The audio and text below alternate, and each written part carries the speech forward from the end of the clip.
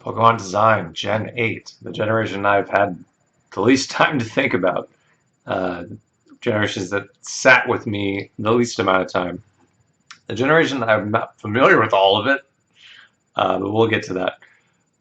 So this one seemed, I don't know, like a lot more clean aesthetics. They've had some generations where stuff where a general design has been darker or edgier or beefier and or weirder. And this one, I think, is a little more normalized. And there's nothing wrong with that. It's just kind of an observation I had. Um, for the best Pokemon designs, there were some pretty strong starters this time. I picked the fire one, and he just kind of turned to be a fire soccer player. It's kind of a one note Pokemon, good fire attack, and not a whole lot else. I was a little disappointed in picking them, especially when I saw Rillaboom, who is on this list, the drum playing grass gorilla. That one looked pretty cool. I had the fire Pokemon, so I kicked its butt every time I saw it, but Rillaboom looked pretty neat.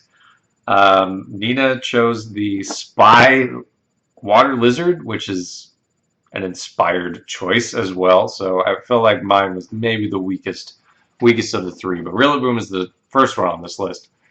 Second is Flapple, the Dragon Grass Pokemon, who I actually used pretty effectively. I liked that little thing. That was a cool Pokemon. I remember being faster than its stats seemed to indicate. Mine hit pretty hard, but Grass Dragon is an interesting type combination. It is 4 times weak to ice, but it doesn't have to be overpowered at all. Number 3, I've got Toxtricity. Just reminds me of Toxicity by System of a Down. Toxtricity was an interesting typing. Poison, electric, and a little bit of an interesting mechanic where it could look a little bit different, but just kind of a cool, interesting design. Nothing too much else to say about that. Number 4, I have Grimmsnarl, the fairy, dark, haired demon thing. It's an interesting combination and inspired design. The muscles on its body are essentially its controlled body hair, which has to be based off of something in Japanese culture. But Nina was not so much a fan of that one, but I used it. I don't know if it was on my team, but I used it. Number 6, I have Centiskorch. There were a few interesting bug Pokemon, or sorry, there's a few interesting fire Pokemon in this game, which is probably another reason why I may have regretted picking the fire Pokemon, because Centiskorch looked interesting. Fire Bug maybe is a combination with some weaknesses, but it was an interesting Pokemon. And there's also Colossal, who is also on this list. Colossal looked cool. It looked like a kaiju from Godzilla or some other series like that. Rock, fire, obviously pretty weak to water, but I could have chosen either of those for my fire Pokemon to go fight the Elite Four, and I would have been perfectly fine with that. Number 7, Hatterene. I wasn't sure to put Hatterene on the good list or the bad list. It feels like it fits that same slot as like Gardevoir historically did, and the beefier psychic Pokemon. I think Gardevoir maybe even turned into a fairy at some point along the way, so kind of fitting that same archetype too. But it is essentially what if Gardevoir was a hat? I don't know whether or not to praise that design or not. Number 8, I've got Copperajah. I don't know, something about this look I just enjoyed. It felt like it was an art style from a different part of the world. I like the name Copperajah. Seemed like a strong Pokemon. Just liked it in general. 9, Sirfetch'd. Sirfetch'd was a fun Pokemon to use, and finally, Farfetch'd is evolving into something useful. I appreciate your giant sword leak, sir. Number 10, Grapploct. It's fighting octopus. What's not to like? I kind of had trouble picking a Ted best of list on this one, but for all the Pokemon in the game, I thought there were more. I thought there were more originals. For worst, I got Morpeko. I don't need another fake Pikachu. I don't care that it's got a different typing. I just don't need it. No, no, no more. Number 2 is Appleton, the Fever Dream alternate reality Flapple that I didn't need to know about. Looks like a nightmare. I need Nightmare Dragon Pie. Number 3, all the fossil Pokemon. All the fossil Pokemon look bad. They look like they're a mistake, like they were unfinished.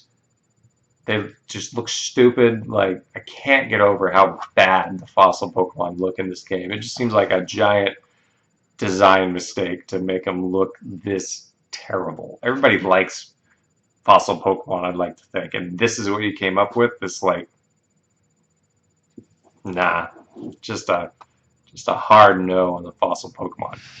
Number 4, Bolton. I used it. I always tend to use an electric Pokemon for large parts of my journey, and I usually pick up the new one.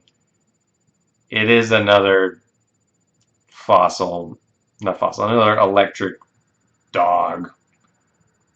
I hope this time if they picked an electric Pokemon that is fairly early on your journey, it's not like a four-legged something.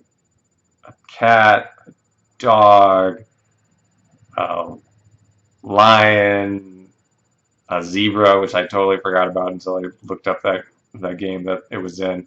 I think we might want to go with something else. That's why I appreciated the electric bugs that have come along, because it's something a little different than the same electric mammal thing, electric four-limbed mammal thing over and over and over again. Why not an electric bat? Something. 5. This isn't so much a Pokemon as when I looked up the Pokemon this generation. I didn't play Arceus Legends, and I didn't even play a bunch of the expansion pass. Do the Arceus Legends Pokemon count? Are they part of this generation? Are we gonna see? Are they gonna be collectible in the future? Like those, they're listed in the Pokedex as something else. The Axe Scyther thing. Like, is that going to be a thing that we will eventually get to interact with in any fashion, or is it just a one-off boss thing? I don't know the answer to that question, but it seems like something Pokemon hasn't come up against so far. The just a Pokemon being a side game thing that probably is unbalanced for competitive. I just don't know. It's never come up yet. So that's the list for the 8th generation.